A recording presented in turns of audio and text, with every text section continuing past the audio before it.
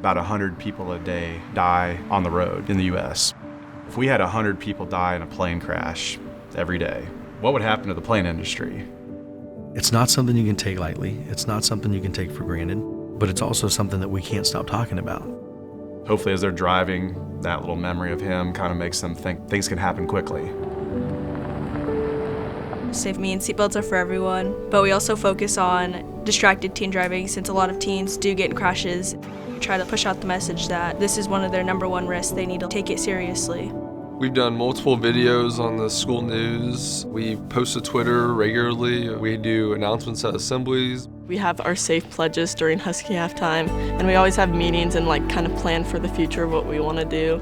As well as going out, doing seatbelt checks, we would stand and mark people who aren't wearing their seatbelts.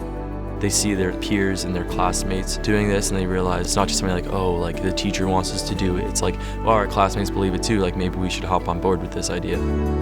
It's definitely huge to have it a peer program instead of it's just handed down by an adult, by a teacher. I just say put on your seatbelt or else I'm getting out of the car. It's a community effort. We can't do it alone. We need teachers, we need parents, we need community members, we need everybody involved.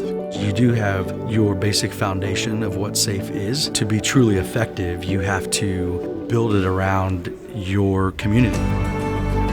There was a student that got into a car crash a couple weeks ago. A lot of the conversation that was going on within our hallways was he wearing a seatbelt? And he was. A lot of people were impacted by that, noticing that seatbelts do make a difference. To hear the student body talk about that and its importance, they're clearly getting the message.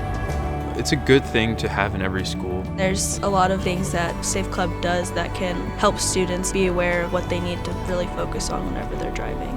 Anything that's worthwhile, you have to put some work into. And what's more worthy than trying to keep your students alive?